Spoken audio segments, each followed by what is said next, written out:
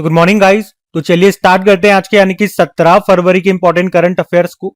तो इस प्रश्न में आपसे पूछ रहे हैं हाल ही में विश्व पेंगोलिन दिवस ये कब मनाया गया? तो आंसर होगा 15 फरवरी को। तो विश्व पेंगोलिन दिवस ये हर फरवरी के तीसरे शनिवार को मनाया जाता है, तो इस बार ये 15 फरवरी को मनाया गया। इस बार ये इसका 14वां संस्करण था, मतलब 14वां विश्व पेंगोलिन दिवस हमने मनाया। पहली बार 2012 में मनाया गया था। और ये जो पेंगोलिन होते हैं ये पारिस्थितिकी तंत्र को बनाए रखने में अहम भूमिका निभाते हैं और वे दुनिया में सबसे अधिक तस्करी किए जाने वाले जंगली जानवर हैं। इसका सबसे बड़ा कारण है पारंपरिक चिकित्सा में उनका उपयोगी होना। तो सिंपल से याद रखेंगे, वर्ल्ड पेंगोलिन डे इस बार हमने 15 फरवरी को मनाया, वैसे फरवरी के तीसरे शनिवार को मनाते हैं। फिर अगले में पूछ रहे हैं अभी हाल ही में भारत रंग महोत्सव 2025 ये कहां पर आयोजित किया गया? तो आंसर होगा नई दिल्ली में। तो भारत रंग महोत्सव, इसी को भारंगम भी कहते हैं शॉर्ट में, ये विश्व का सबसे बड़ा रंगमंच महोत्सव है और अभी इसका आयोजन किया गया नई दिल्ली में। नई दिल्ली में नेशनल स्कूल ऑफ ड्रामा के परिसर में इसका आयोजन किया गया और इसमें चीफ गेस्ट थे हमारे जो पर्यटन मंत्री हैं गजेंद्र सिंह शेखावत। अभी 28 जनवरी को शुरू हुआ था और 16 फरवरी 2025 तक ये चला। थीम थी एक रंग श्रेष्ठ रंग और अभिव्यक्ति सर्वोच्च रचना। और थीम थी एक रंग श्रेष्ठ रंग और एक अभिव्यक्ति सर्वोच्च रचना। तो यहाँ पे हमने बात की भारत रंग महोत्सव या भारंगम की, जिसका आयोजन नई दिल्ली में किया। फिर अगले में पूछ रहे अभी हाल ही में चर्चा में रहा इन विट्रो गैमेटोजेनेसिस, इसका संबंध किससे है? तो आंसर होगा नई प्रजनन तकनीक से। तो आपने आईवीएफ के बारे में तो जरूर सुना होगा। इन विट्रो फर्टिलाइजेशन जिसको बोलते हैं, ये एक प्रजनन तकनीक है। जो महिलाएं नेचुरली मां नहीं बन सकती है तो ये उनके लिए होता है। क्या करते हैं उसमें महिला से ओव्यूम यानी कि अंडाणु लेते हैं, पुरुषों से स्पर्म यानी कि शुक्राणु लेते हैं, उनको लेब में मिलाया जाता है, फर्टिलाइज करवाते हैं और जो निषेचित अंडा यानी कि फर्टिलाइज्ड एग जो प्राप्त होता है उसे भ्रूण यानी कि एम्ब्रियो कहते हैं और उसे मां के गर्भ में ट्रांसफर कर दिया जाता है। फिर उसका जन्म जैसे नेचुरली होता है वैसे ही होता है। तो ये तो आईवीएफ तकनीक हो गई, आप सभी जानते हो। अब इसी तरह से एक नई टेक्नोलॉजी और आई है जिसको कहा आईवीजी, इन विट्रो गैमेटोजेनेसिस। ये भी एक प्रजनन की ही तकनीक है, रिप्रोडक्शन की टेक्निक है। लेकिन इसमें हम क्या करते हैं, इसमें हम शरीर के बाहर ही अंडाणु और शुक्राणु बना लेते हैं स्टेम सेल की मदद से और फिर इन गैमेट्स को यानी कि इन युग्मकों को आपस में फर्टिलाइज करवाते हैं, निषेचित करवाते हैं और जो भ्रूण जो एम्ब्रियो तैयार होता है फिर उसे मां के गर्भ में ट्रांसफर कर दिया जाता है। बाकी का प्रोसेस तो वही है।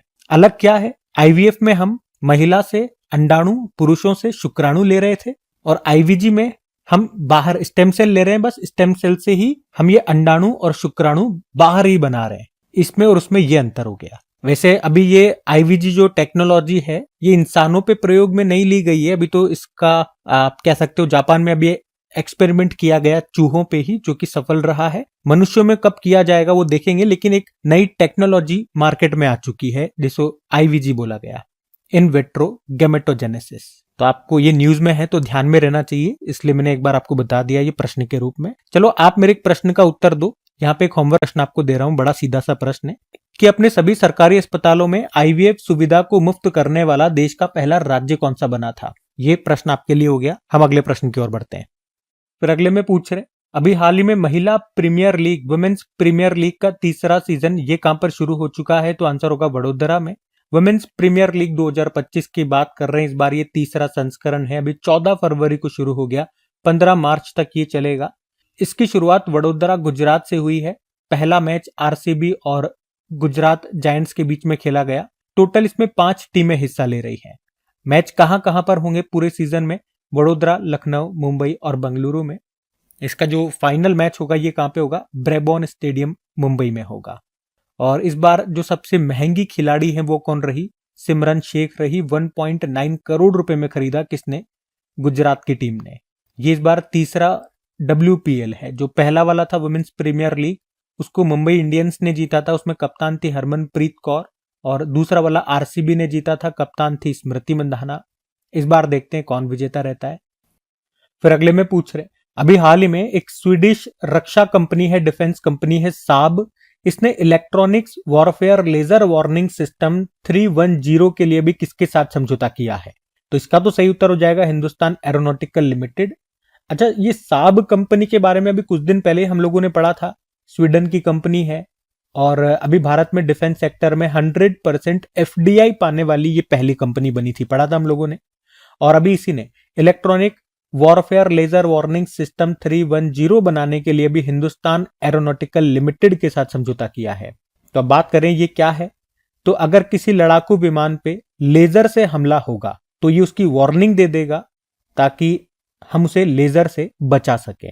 तो ये इस तरह का सिस्टम है, ये तैयार करेंगे जिसे बोला गया electronics warfare laser warning system 310। ये साब कंपनी और हिंदुस्तान एरोनॉटिकल लिमिटेड मिलकर के तैयार करेंगे। हिंदुस्तान एरोनॉटिकल लिमिटेड की बात करें, भाई साब के बारे में मैंने आपको बता दिया, स्वीडन की कंपनी, इतना याद रख लो। बाकी HAL हिंदुस्तान एरोनॉटिकल लिमिटेड की बात करें तो इसकी स्थापना होती है 1940 में, हेडक्वार्टर बंगलुरु में मिल जाएगा। CMD है DK सुनील। और अभी लेटेस्ट 14th नंबर की महारत्न कंपनी कौन सी है, वो यही है। और आपको याद हो तो प्रधानमंत्री नरेंद्र मोदी ने कर्नाटक के तुमकुरु में देश का सबसे बड़ा हेलीकॉप्टर निर्माण संयंत्र प्लांट का उद्घाटन किया था, वो इसका ही है। तेजस देश का पहला स्वदेशी रूप से विकसित हल्का लड़ाकू विमान है, लाइट कॉम्बैट हेलीकॉप्टर, वो इसने ही तैयार किया। और अभी हमने पढ़ा हिंदुस्तान एरोनॉटिकल लिमिटेड ने उन्नत हिंदुस्तान जेट ट्रेनर 36 का नाम बदल के यशस्वी कर दिया था। तो ये पॉइंट भी ध्यान में रखना। अगला प्रश्न देखते हैं। फिर अगले में पूछ रहे हैं कि हाल ही में आइंस्टीन वलय की खोज किसने की। तो आंसर होगा यूरोपियन स्पेस एजेंसी ने। क्या है ये आइंस्टीन वलय, या इसे इंग्लिश में बोलोगे आइंस्टीन रिंग क्या है। तो ये प्रकाश की ही लाइट की एक रिंग है जो किसी खगोलीय पिंड जैसे कि डार्क मैटर या आकाश गंगा या आकाश गंगाओं के समूह के चारों ओर दिखाई देती है। और अभी यूरोपियन स्पेस एजेंसी के यूक्लिड टेलीस्कोप ने अंतरिक्ष में अपना पहला आइंस्टीन रिंग खोज निकाला है। ये आप देखोगे तो 590 मिलियन प्रकाश वर्ष दूरी पर है। और अब यूरोपियन स्पेस एजेंसी ने ब्रह्मांड का अब तक का सबसे सटीक 3D मैप बनाना भी शुरू कर दिया है। ठीक है, तो आइंस्टीन रिंग क्या है वो मैंने आपको बता दिया। और किसने खोजा है, यूरोपियन स्पेस एजेंसी ने। और इसके किस टेलीस्कोप ने, यूक्लिड टेलीस्कोप ने। फिर अगले में पूछ रहे अभी हाल ही में चर्चा में रहा बेल विवाह, ये कहां पर होता है। तो आंसर होगा नेपाल में। तो नेपाल में नेवा समुदाय की लड़कियां अपने जीवन काल में कम से कम 3 बार वो विवाह करती हैं। पहला समारोह बेल विवाह कहलाता है। इसमें क्या होता है, किशोरावस्था से पहले की लड़कियों की शादी प्रतीकात्मक रूप से बेल का जो फल होता है उससे कर दी जाती है। ये बेल के फल को भगवान विष्णु का प्रतीक माना जाता है। और बेल विवाह के बाद बहरा होता है। इसमें क्या होता है, बहरा एक रस्म है। इसमें क्या होता है, लड़कियों की शादी सूर्य देवता से की जाती है। और ये रस्म लड़कियों के पहले मासिक धर्म से पहले की जाती है। और ऐसा माना जाता है, ये सब करने के पीछे क्या तात्पर्य है, ऐसा माना जाता है कि जब फाइनली उस लड़की की शादी किसी पुरुष से होगी और वो पुरुष अगर यानी कि उसका पति अगर मर जाता है, उसकी मृत्यु हो जाती है, तो उस लड़की को विधवा नहीं माना जाता, क्योंकि ऑलरेडी उसका विवाह भगवान विष्णु और सूर्य से हुआ होता है और वो तो कभी मर नहीं सकते। तो इस कारण से उन्हें कभी विधवा नहीं कहा जा सकता। ये इन सब के पीछे का, ये सब करने का कारण है कि कोई से विधवा नहीं कहेगा। तो बेल विवाह ये चर्चा में है। कहाँ पे होता है मैंने बता दिया, होता क्या है इसमें, वो आपको समझ में आ गया होगा। बस आपको तो एक लाइन याद रखनी है, वो तो आपको समझाने के लिए था कि बेल विवाह का संबंध किस देश से है, तो नेपाल से है। अब बात नेपाल की है, तो ये रहा मैप में नेपाल। देखो, नेपाल की कैपिटल काठमांडू है और सार्क का मुख्यालय भी आपको यहीं पे मिलेगा, काठमांडू में। और यहाँ पे करेंसी चलती है नेपाली रुपया। प्रेसिडेंट है रामचंद्र पौडेल, प्रधानमंत्री केपी शर्मा ओली। भारत के कितने राज्यों को छूता है नेपाल, तो 5 राज्य हैं। आप देख सकते हैं कौन कौन से। उत्तराखंड हो गया, इधर यूपी हो गया, फिर बिहार हो गया, पश्चिम बंगाल और सिक्किम हो गया नेपाल से। फिर अगले में पूछ रहे अभी हाल ही में लोकसभा ने कितनी भाषाओं को ट्रांसलेशन सेवाओं में शामिल किया है, तो आंसर होगा इसका तो 6। अच्छा जी, ट्रांसलेशन सेवा क्या मतलब हो गया इसका। जैसे लोकसभा में कोई अपनी बात बोल रहा है, कोई भाषण दे रहा है, मान लो वो हिंदी में या अंग्रेजी में भाषण दे रहा है, लेकिन वहां पे बहुत सारे ऐसे एमपीज होंगे जिनको हिंदी नहीं आती या अंग्रेजी नहीं आती। तो फिर वो क्या करते हैं, उस भाषण को समझने के लिए ट्रांसलेशन सेवा का इस्तेमाल करके अपनी भाषा में उस भाषण को सुनते हैं और उसे समझते हैं। वहां पे आपने देखा होगा उनके डेस्क पे हेडफोन जैसा कुछ रखा होता है, उसे वो कानों पे लगाते हैं और फिर उसे अपनी भाषा में सुन लेते हैं। पर अभी तक ये जो सेवा थी ये केवल 10 भाषाओं के लिए ही उपलब्ध थी। केवल उन्हीं भाषाओं में आप उसे ट्रांसलेट कर सकते थे। पर अभी हमारे जो लोकसभा स्पीकर है ओम बिरला, अभी उन्होंने इस ट्रांसलेशन सेवा में 6 भाषाओं को और जोड़ दिया है। वो 6 भाषाएं कौन कौन सी हैं जो जोड़ी गई हैं? बोडो, डोगरी, मैथिली, मणिपुरी, संस्कृत, उर्दू। तो अब इस तरह से आप देखोगे टोटल 16 भाषाएं इसमें शामिल हो चुकी है। और ये जो 16 भाषाएं हैं ना, हमारी जो 8वीं अनुसूची की 22 भाषाएं हैं उसी में से हैं 16 भाषाएं। बाकी भी उन्होंने कहा कि धीरे धीरे बची हुई जो भी भाषाएं हैं उनको भी इसमें धीरे धीरे जोड़ दिया जाएगा। तो ये प्रश्न है। अभी जोड़ी कितनी गई है? तो वो 6 हैं, वो मैंने बता दिए कौन सी। टोटल कितनी हो गई है? 16 हो गई है, ये भी ध्यान रखना।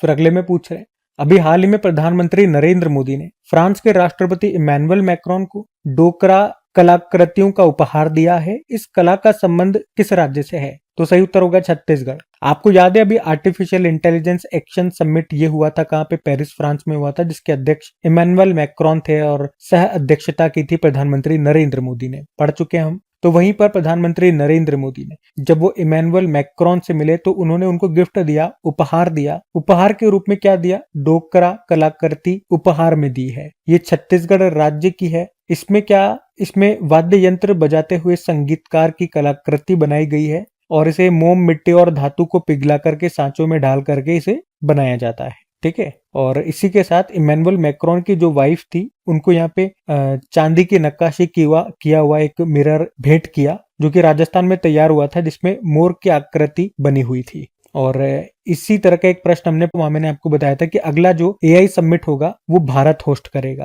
पहला जो एआई समिट हुआ था वो ब्लेचले यूके में हुआ था, दूसरा सियोल साउथ कोरिया में, अभी तीसरा हो गया पेरिस फ्रांस में और अब अगला भारत में होगा। बाकी देखो बात यहाँ पे छत्तीसगढ़ की है। ये जो डोकरा कलाकृति है कहाँ की? छत्तीसगढ़ की है। तो ये रहा मैप में छत्तीसगढ़। देखो छत्तीसगढ़ की कैपिटल रायपुर है, गवर्नर है रमन डेका और मुख्यमंत्री है विष्णुदेव साय। तो कल पहला प्रश्न आपसे पूछा था, अभी किस राज्य सरकार ने नोदी बंधन योजना शुरू करने की घोषणा की? तो आंसर होगा पश्चिम बंगाल ने। फिर पूछा, हलक की वोक्कालिगा समुदाय की प्रसिद्ध लोक गायिका सुक्करी बोम्मागोड़ा का निधन हो गया, वो किस राज्य से थी? कर्नाटक। फिर पूछा, आदि महोत्सव 2025 का आयोजन कहाँ पे किया गया? नई दिल्ली में। राष्ट्रपति द्रौपदी मुर्मू जी ने कहां पर अंतर्राष्ट्रीय महिला सम्मेलन का उद्घाटन किया? बेंगलुरु में। और किसे फॉरवर्ड फास्टर सस्टेनेबिलिटी अवार्ड 2025 से सम्मानित किया गया? एनटीपीसी लिमिटेड को। प्रधानमंत्री नरेंद्र मोदी ने कहां पर संवाद कार्यक्रम को संबोधित किया? तो ये संवाद कार्यक्रम हुआ था कहां पे? थाईलैंड में। फिर पूछा, किसे special recognition game changer award से सम्मानित किया गया? Jay Shah. Hammer guided bomb weapon system को भारत में बनाने के लिए भारत इलेक्ट्रॉनिक्स लिमिटेड ने किस कंपनी के साथ समझौता किया? फ्रांस की saffron electronics and defence company. फिर पूछा, जोथम नापत किस देश के नए प्रधानमंत्री बने? वानुआतु के। फिर पूछा था आखिरी प्रश्न कि institute of chartered accounts of India के नए प्रेसिडेंट कौन बन गए 2025-26 के लिए? तो चरणजोत सिंह नंदा। चलो कल का भी होमवर्क प्रश्न देखते हैं और सेशन एंड करते हैं। तो कल आपसे पूछा था कि भारत और किस देश के बीच गरुड़ शक्ति अभ्यास का आयोजन हुआ था? तो गरुड़ शक्ति आपको पता है भारत और इंडोनेशिया के बीच में होता है। आप सभी ने प्रश्न का बिल्कुल सही उत्तर दिया। अब ये रहा आज का आपका होमवर्क प्रश्न।